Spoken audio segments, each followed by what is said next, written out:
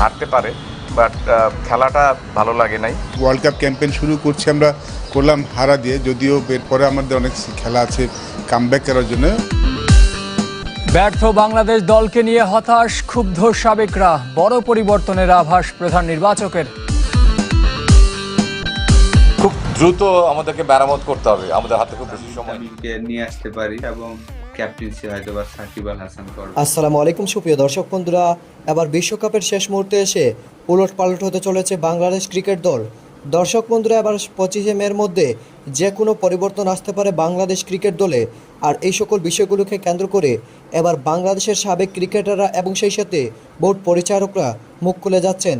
অন্যদিকে এবার বাংলাদেশের প্রধান নির্বাচক লিপুও বাংলাদেশের এই দলের পারফরমেন্সকে ঘিরে এবার যে সকল বার্তাগুলো দিয়েছেন আপনাদের মাঝে সেই সকল বার্তাগুলো তুলে ধরেছি দর্শক বন্ধুরা, এবং সেই সাথে শান্ত এবং লিটনকে বাদ দিয়ে সাকিবকে ক্যাপ্টেন বানিয়ে নতুন একাদশ তৈরি করতে যাচ্ছে এমন কিছু আভাস মিলেছে। তো দর্শক বন্ধুরা, চলুন আমরা সেই সকল বিষয়গুলো পরিপূর্ণ জেনে নেই। অবশ্যই ধৈর্য সহকারে পুরো ভিডিওটি দেখবেন, তাহলে এই সকল বিষয়গুলো পরিপূর্ণ বুঝতে পারবেন। উইকেট বানিয়ে থাকি সেটাও কিন্তু টিমের চাওয়াতেই করা হয়। জাতীয় দলের নেতৃত্বের ব্যাটন নিয়ে চলছে মিউজিক্যাল চেয়ার কম্পিটিশন। ভাগ্যক্রমে কিংবা বিকল্পের অভাবে 3 ফরম্যাটের ক্যাপ্টেন্সি এখন নাজমুল হোসেন শান্তর হাতে। সম্ভাবনা আছে ধারাবাহিকতার অভাবও। মিরাজ, লিটন কিংবা শান্তকে তাই আলাদা করার সুযোগ কম। অধিনায়কত্বের ভারটা কোনোভাবেই আর নিতে পারছেন না 26 বছর বয়সী এই ক্রিকেটার। একে তো নিজের ব্যাটে রান নেই, এর ওপর দলের টানা ব্যর্থতা, সব মিলিয়ে মুদ্রার উল্টো পিঠ খুব কাছ থেকে দেখছেন নাজমুল শান্ত।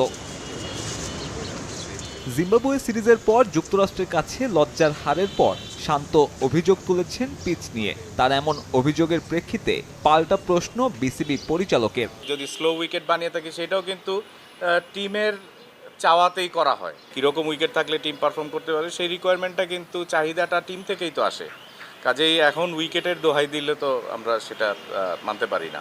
জোর ব্রাইট লক টেকনোলজি সাধারণ পাউডারের তুলনায় দেয় দ্বিগুণ উজ্জ্বলতা। রিন অ্যাডভান্সড দেয় দ্বিগুণ উজ্জ্বলতা। যে কোনো হারের পর নানান অজুহাত আর আক্ষেপ নিত্যদিনের ব্যাপার দেশের ক্রিকেটে। জাতীয় দলের নতুন অধিনায়ককে তাই মাঠে পারফর্ম করার পরামর্শ নাইমুর রহমান দুর্জয়ের। টিমটা তো পারফর্ম করার জায়গা, সেইখানে আমি উইকেটের দোহাই দিয়ে এগুলি এক্সকিউজ কিন্তু আসলে গ্রহণযোগ্য না। কারণ পারফর্ম করতে গিয়েছি, আমরা ন্যাশনাল টিমে খেলছি, ন্যাশনাল টিম ওইখানে যেই পরিস্থিতি হোক সেখানেই পারফর্ম করতে হবে।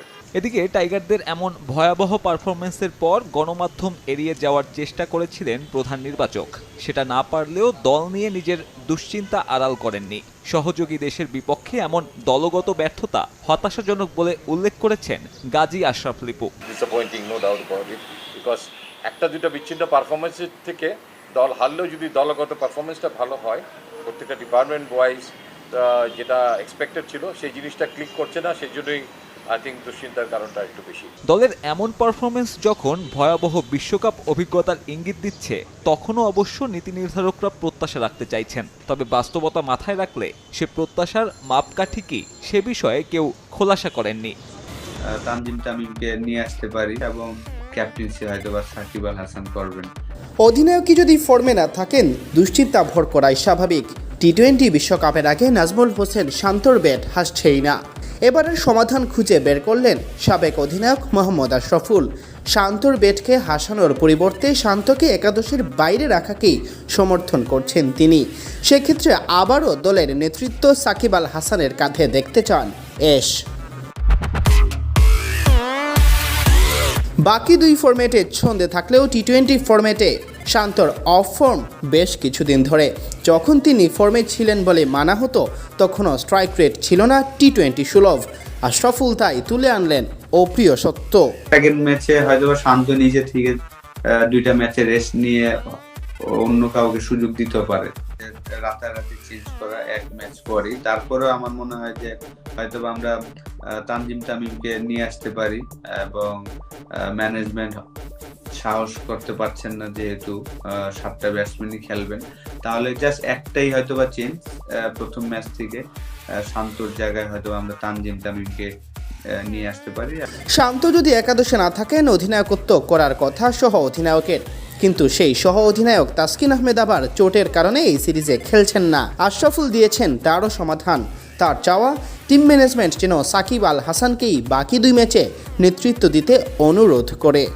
ক্যাপ্টেন্সি হয়তো বা সাকিব আল হাসান করবেন, যেহেতু আপনার তাসকিন ইনজুড, যদিও সে ভাইস ক্যাপ্টেন ঘোষণা দেওয়া হয়েছে ওয়ার্ল্ড কাপে, কিন্তু সে তো আর খেলতে পারছেন না এই সিরিজটা। তো আমি মনে করি যে আসলে কোচ এবং ম্যানেজমেন্ট সবাই হয়তো বা সাকিবকে রিকোয়েস্ট করে ক্যাপ্টেন্সির জন্য বলতে পারেন, এবং সেকেন্ড ম্যাচে একটাই হয়তো আমরা চেঞ্জ। শান্তরও আমার মনে হয় যে একটা ব্রেকের প্রয়োজন, একটা বাইরে থেকে খেলা দেখা প্রয়োজন, যেহেতু সেই স্ট্রাগল করছেন, বিশেষ করে এই ফরম্যাটটাতে T20 ফরম্যাটটাতে খুবই স্ট্রাগল করছেন। বিপিএল এ স্ট্রাগল করেছেন, সবগুলো ম্যাচ খেলানো হয়েছে, সেই জায়গায় বড় মিস্টেকটা করেছেন। বিপিএল এ যদি ব্রেক দিত 5-6টা ম্যাচে, তাহলে হয়তো সে ভালো রিদমে চলে আসার একটা সুযোগ থাকতো। বিপিএল এর পরে শ্রীলঙ্কার সাথে যদিও একটা 50 করেছেন, যেটা আমরা ম্যাচ উইন করেছিলাম, কিন্তু জিম্বাবুয়ের সাথে অতটা ভালো খেলতে পারেনি। আজকে আউটটাও আমি বলবো যে ব্যাটিং কনফিডেন্সটা খুবই লো মনে হচ্ছে। শান্তর স্ট্রাইক রেট T20 সুলভ নয়, এই বাস্তবতা মেনে নিয়েই ক্যাপ্টেনকে সমর্থন জোগানোর আহ্বান আশরাফুলের। ওর তো এই স্ট্রাইক রেট আমরা সবাই জানি, ঠিক না? আমাদের দেশে তো প্রবলেমই হয়ে যায়, একটা ফরম্যাটে আপনি ভালো খেললে আমরা সব ফরম্যাটে বিবেচনা করে ফেলি, এবং একটা রান করলে আমরা সবকিছু ভুলে যাই। তো এখন যেহেতু ওয়ার্ল্ড কাপে চলে গিয়েছে, এখন তো আসলে আর চেঞ্জ করার কিছু নাইও। তো এখন আমাদের এই স্ট্রাইক রেট নিয়ে এই ক্যাপ্টেনকে আমাদের আসলে সবাইকে সাপোর্ট করতে হবে। আশা করি শান্ত আর কি একটু সময় নেবেন। জানি যে প্রচুর হার্ডওয়ার্কার, অনেক হার্ডওয়ার্ক করেন, কিন্তু উইকেটে যে হয়তোবা একটু সময় নিতে হবে। 11 বলে হয়তোবা 3 রান করে ডাউন উইকেট গিয়েছেন, যেটা আমার কাছে মনে হয়েছে যে এগেন্স্ট দ্য স্পিন না গেলেও পারতো, কারণ বলারটা কিন্তু ভালো বল করছিলেন, খুব চমৎকার পেসে বল করছিল এবং স্পিন হচ্ছিল। তো ভালো বলারকে আপনি রেসপেক্ট দিতে হবে ডেফিনেটলি। হয়তোবা অন্য কোনো শটস তাকে চিন্তা করতে হবে, যে শটটা দিয়ে সে পাওয়ার প্লেতে ব্যাটিংয়ে আসলে রান করবেন, সেই চিন্তা করে খেলতে হবে। এই ফরম্যাটটাতে আসলে স্ট্রাগল করছে, সত্যি কথা। আপনি যদি দেখেন যে T20-তে সে স্ট্রাগল করছে। তো দর্শক বন্ধুরা, আপনার হতে পুরো ভিডিওটি দেখে এবং এই সকল আলোচনাগুলো শুনে অবশ্যই বুঝতে পেরেছেন, অবশেষে বাংলাদেশ ক্রিকেট বোর্ডের এই সকল কর্মকর্তাগুলো এবার জেগে উঠেছে, এবং সেই সাথে বাংলাদেশ ক্রিকেটের এমন ধ্বংসের কারণে এবার বাংলাদেশের সাবেক ক্রিকেটাররা জেগে উঠেছে, আর এতে বিসিবির কর্মকর্তারাও জেগে উঠেছে। দর্শক বন্ধুরা, আবার শেষ পর্যন্ত বাংলাদেশের নির্বাচক কি কোনো কঠিন সিদ্ধান্ত নিতে পারবে, এবং সেই সাথে শান্ত এবং লিটনকে বাদ দিয়ে বাংলাদেশের একাদশে নতুন কোনো ক্রিকেটার যুক্ত করতে পারবে? দর্শক বন্ধুরা, আপনারা পুরো ভিডিওটি দেখে এবং এই সকল কথাবার্তাগুলো শুনে আপনারা কি বুঝতে পেরেছেন অবশ্যই কমেন্ট করে জানিয়ে দেবেন। তো দর্শক বন্ধুরা, ভালো থাকুন, সুস্থ থাকুন, আল্লাহ হাফিজ।